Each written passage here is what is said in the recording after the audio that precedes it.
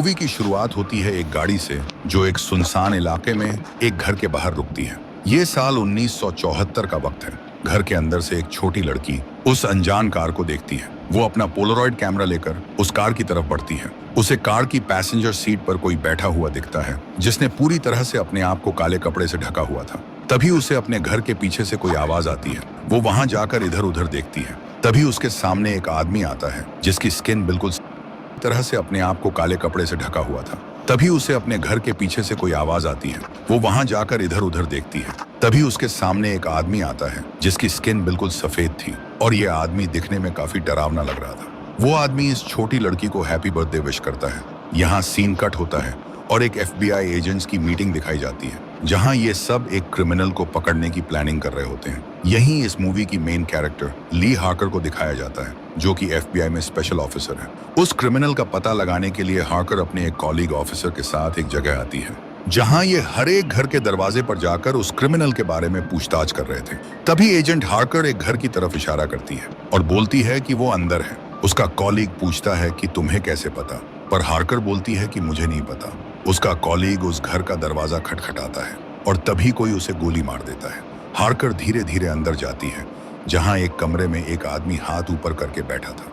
अब क्योंकि ली हार्कर ने एक काइंड ऑफ सिक्स्थ सेंस से इस क्रिमिनल को पकड़ा था, इसलिए FBI में उसका एक टेस्ट होता है जहां पता चलता है कि एजेंट हार्कर के पास कुछ साइकिक एबिलिटीज हैं। आगे ली हार्कर अपने सुपरवाइजर एजेंट कार्टर और एजेंट ब्राउनिंग के साथ एक घर के बाहर कार में बैठी थी जहां एजेंट कार्टर उसे बताता है कि इस घर में 4 लोगों का परिवार रहता था, पर 2 महीने पहले माँ और बच्चों की हत्या कर दी गई और पिता ने आत्महत्या कर ली। एजेंट कार्टर बताता है कि पिछले 30 सालों में 10 परिवार ऐसे ही खत्म हो गए और हर घर में एक लेटर मिला जिसमें कुछ कोडेड अक्षरों में लिखा था और साथ में लिखा था लॉन्ग लेग्स। उस लेटर में लिखी हैंडराइटिंग घर के किसी भी सदस्य की हैंडराइटिंग से मेल नहीं खाती थी। आगे ली हार्कर को पता चलता है कि जिस भी फैमिली की हत्या की गई है उस फैमिली में कोई न कोई 9 साल की लड़की होती थी जिसका जन्मदिन 14 तारीख को था।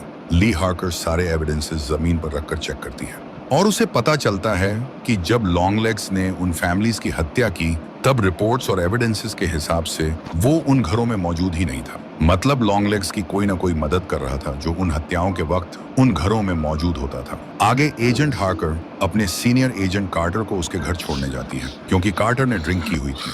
कार्टर एजेंट हार्कर को अपने घर बुलाता है और अपनी पत्नी और बेटी रूबी से मिलवाता है। रूबी एजेंट हार्कर को अपनी बर्थडे पार्टी में इनवाइट करती है। आगे हार्कर अपने घर पहुंचती है जहां घर का ताला खोलते हुए उसे दूर से लाउड म्यूजिक की आवाज आती है, पर एजेंट हार्कर उसे इग्नोर करके घर में चली जाती है। हार्कर अपनी माँ से फोन पर बात कर रही होती है। उसकी माँ उसे याद दिलाती है कि तुम्हारा बर्थडे आने वाला है, पर तभी एजेंट हार्कर को किसी की आवाज आती है और कुछ देर बाद उसके दरवाजे को कोई जोर से खटखटाता है। पर जब हार्कर दरवाजे के पास जाकर हेलो बोलती है तो बाहर से कोई जवाब नहीं आता है। एजेंट हार्कर घर की खिड़की से बाहर देखती है जहां थोड़ी दूरी पर उसे कोई खड़ा हुआ दिखता है। हार्कर पता लगाने बाहर जाती है पर तभी कोई उसके घर में घुस जाता है। हार्कर वापस से घर में आती है पर उसे कोई नहीं मिलता सिवाय एक लेटर के जो उसके टेबल पर रखा था जिस पर उसके नाम के साथ लिखा था कि 14 जनवरी से पहले मत खोलना। पर एजेंट हार्कर उसे तुरंत खोल देती है जिसमें हैप्पी बर्थडे के साथ ये 3 लाइनें लिखी थी, पर उस लेटर के पीछे वही कोडेड लेटर्स लिखे हुए थे।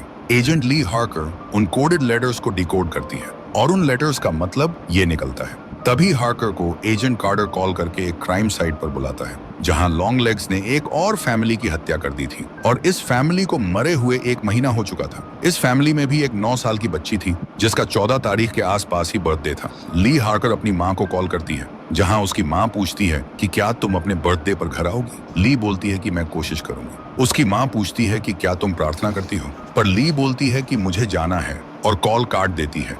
आगे एजेंट हार्कर उन हत्याओं की तारीख पर गौर करती है जहां उसे पता चलता है कि वो तारीख एक उल्टा ट्रायंगल बना रही हैं जो कि 9 सर्कल्स ऑफ हेल नाम की एक किताब में छपा था, पर उस ट्रायंगल को पूरा होने में एक तारीख मिसिंग थी और वो थी 13 तारीख। एजेंट हार्कर ये सारी बातें एजेंट कार्टर को बताती हैं और ये भी बताती है कि मैंने उन कोडेड लेटर्स को डिकोड कर लिया है। उन कोडेड लेटर्स में द कैमरा फैमिली के फार्म हाउस के बारे में लिखा था और एक्स के निशान को फॉलो करने के लिए लिखा था। हार्कर बताती है कि कैरी एन की फैमिली की मौत 8 मार्च को हुई थी और कैरी एन का बर्थडे 14 मार्च को था।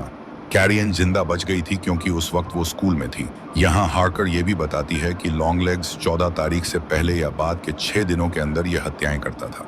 एजेंट हार्कर ये भी बताती है कि उस ट्रायंगल को पूरा होने में 13 तारीख मिसिंग है। मतलब शायद लॉन्ग लेग्स 13 तारीख को फिर से किसी फैमिली की हत्या करने वाला था। आगे agent Carter and agent Harker the camera family के फार्म हाउस पर जाते हैं और उस एक्स मार्क का पीछा करते हैं जिसके बारे में उन कोडेड लेटर्स में लिखा था। उस फार्म हाउस में जमीन पर इन्हें एक बड़ा सा क्रॉस बना हुआ दिखता है और वहां इन्हें एक गुड़िया मिलती है जो कि काफी हद तक असली और डरावनी लग रही होती है। इस गुड़िया की छानबीन में इसके सिर से एक लोहे की बॉल जैसा कुछ निकलता है, पर उस बॉल के अंदर से कुछ अजीब आवाजें आ रही होती हैं।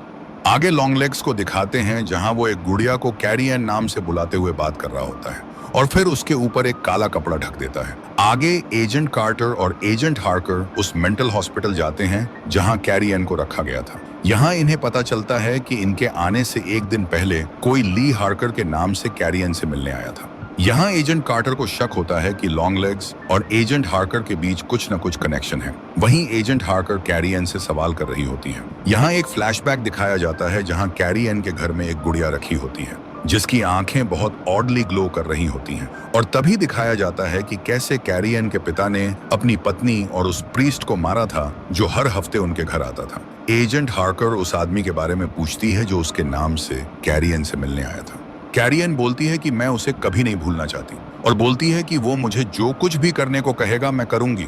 अगर वो मुझे कहेगा कि एजेंट हार्कर को मार डालो तो मैं मार डालूंगी। यहाँ कैरी एन लॉन्ग लेग्स को the man down the stairs कहकर बुलाती है। आगे एजेंट कार्टर के ऑफिस में एजेंट हार्कर ब्लैक मैजिक की तरफ इशारा करती है, पर कार्टर उसकी बात मानने को तैयार नहीं था।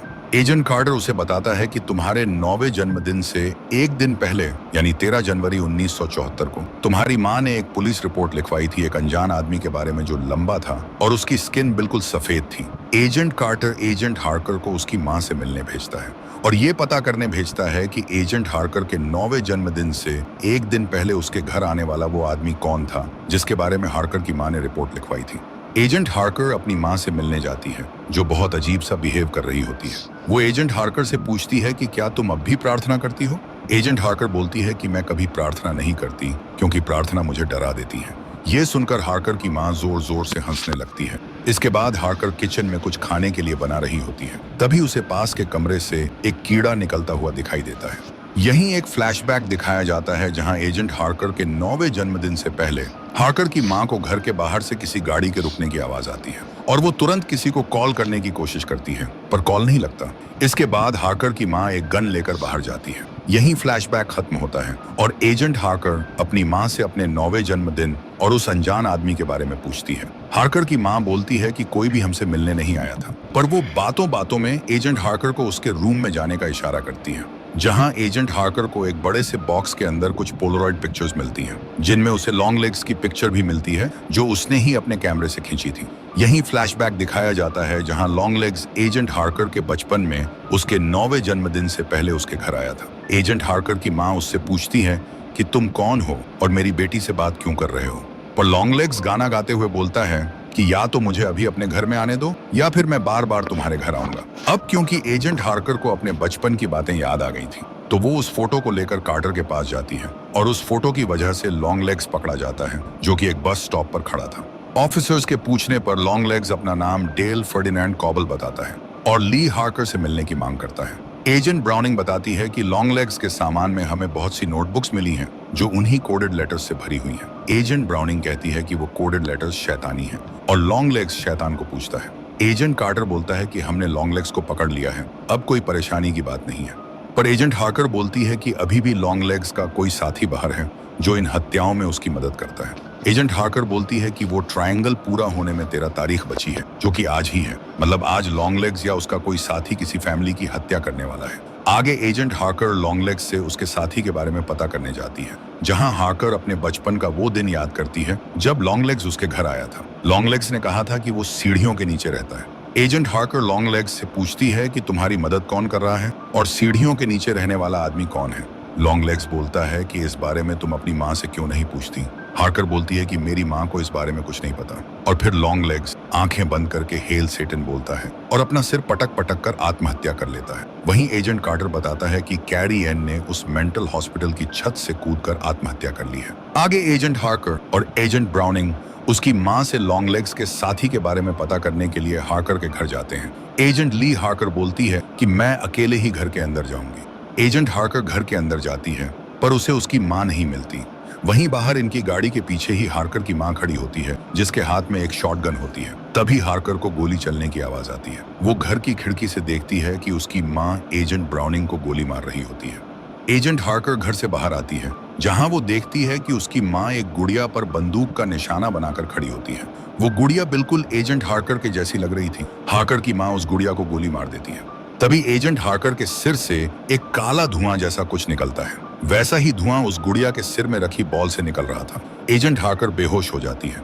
यहीं एक फ्लैशबैक दिखाया जाता है, जहां उस दिन उसके 9वें जन्मदिन से एक दिन पहले लॉन्ग लेग्स उसके लिए एक गुड़िया लेकर आया था, जिस पर उसने काला जादू किया था। उस दिन लॉन्ग लेग्स ली हार्कर को मारने वाला था, पर उसकी माँ ने ली को जिंदा रखने के बदले लॉन्ग लेग्स से उसकी मदद करने का वादा किया। तब से एजेंट हार्कर की माँ ही लॉन्ग लेग्स के कहने पर एक नन के भेस में वो ब्लैक मैजिक वाली गुड़िया लेकर अलग अलग फैमिलीज के पास जाती थी, और उस गुड़िया से पोजेस होकर पिता पूरी फैमिली को मारकर आत्महत्या कर लेते थे।